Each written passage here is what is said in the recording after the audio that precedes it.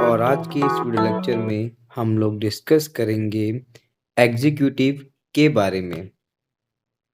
Executive आपका क्या है और एग्जीक्यूटिव के फंक्शन क्या क्या होते हैं। Class 10th 11th and 12th के हिस्ट्री एंड पॉलिटिकल साइंस के मैंने वीडियो लेक्चर अपलोड कर रखे हैं। आप लोग अगर चाहें तो उसकी लिंक मैंने डिस्क्रिप्शन में दे रखी है, आप लोग देख सकते हैं। तो आज का हमारा फर्स्ट जो क्वेश्चन है वो यही है, व्हाट इज एन एग्जीक्यूटिव? कार्यपालिका क्या है? A group of peoples those looks after implementation the rule and regulate in actual practice.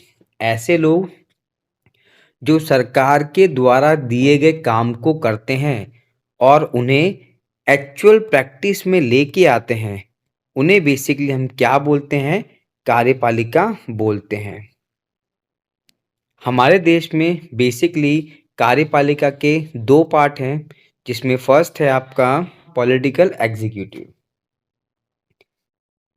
Political executive का मतलब होता है जिसमें आपके prime minister, presidents, chief minister, MPs और एमएलए होते हैं, जो एक लिमिट ऑफ टाइम के लिए अपने टेंचर पे काम करते हैं। वहीं जब हम बात करते हैं आपके परमानेंट एग्जीक्यूटिव के बारे में, इसे हम बोलते हैं स्थायी कार्यपालिका, जिसमें आपके आईएएस, आईपीएस और आईएफएस काम करते हैं।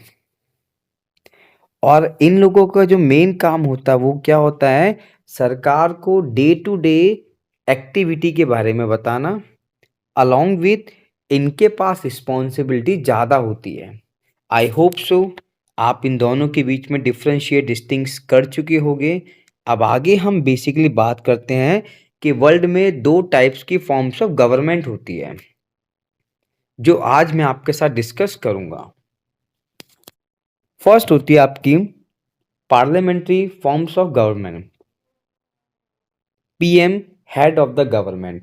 यहाँ पे क्या, जो पीएम होते हैं वो बेसिकली गवर्नमेंट के हेड माने जाते हैं। वहीं दूसरी ओर जो आपके प्रेसिडेंशियल्स होते हैं, मतलब जो राष्ट्रपति होते हैं, वो आपके nominal head of the state होती हैं। मतलब उनके पास इतनी पावर नहीं होती है जितनी पावर आपके प्राइम मिनिस्टर के पास होती है। PM has own cabinet ministers. Prime minister के साथ साथ जो आपके कैबिनेट मिनिस्टर्स होते हैं उनके पास भी पावर होती है, जिसको वो लोग यूज करते हैं। बेसिकली बात करते हैं पीएम कैसे बनाया जाता है। जिस भी सरकार के पास मेजोरिटी आता है, बहुमत आता है, उसमें से किसी एक नेता को उस पॉलिटिकल पार्टी का प्राइम मिनिस्टर बनाया जाता है। लेजिस्लेचर सही से काम नहीं करती है तो रिस्पॉन्सिबिलिटी किसकी होगी? तो वहाँ पे आपकी रिस्पॉन्सिबिलिटी होगी प्राइम मिनिस्टर की। तो ये तो हमारा हो गया पार्लियामेंट्री फॉर्म्स ऑफ गवर्नमेंट। अब हम डिस्कस करते हैं प्रेसिडेंशियल फॉर्म्स ऑफ गवर्नमेंट के बारे में। यहाँ पे आपके जो हेड ऑफ द स्टेट्स होते हैं और गवर्नमेंट इज कंसीडर प्रेसिडेंट, जैसे आपके अमेरिका में है।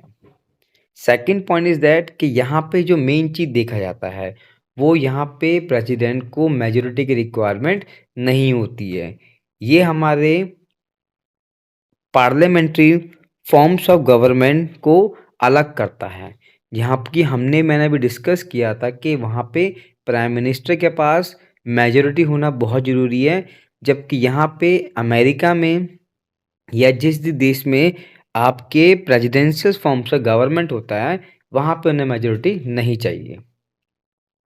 कि पार्लियामेंट्री फॉर्म्स ऑफ गवर्नमेंट किन किन देशों में है, तो वो है आपके हमारे प्यारे भारत, यूके, जर्मनी, इटली और Japan.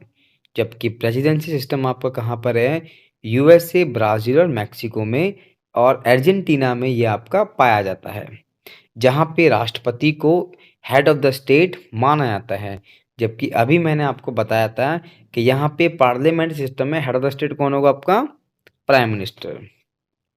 Semi presidentials forms of government, यहाँ पे क्या होता है, आपके प्रधानमंत्री और राष्ट्रपति को इक्वल पावर दी जाती है।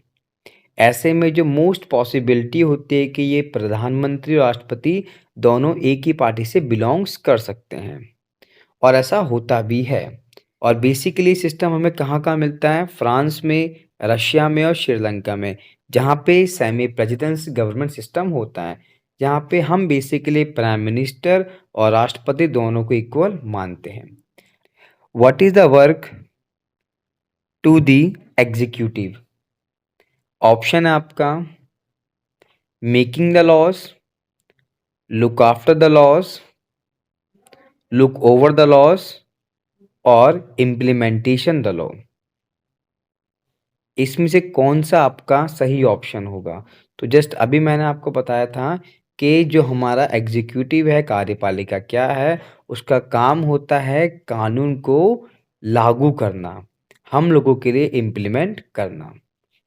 I hope so guys you have clear all the concept. Video पसंद आई हो तो प्लीज़ वीडियो को लाइक और कमेंट ज़रूर करिएगा और अपने फ्रेंड्स को भी इसको शेयर करना बिल्कुल भी मत भूलिएगा। थैंक यू वेरी मच, आपने मुझे अपना टाइम दिया। Good bye and take care.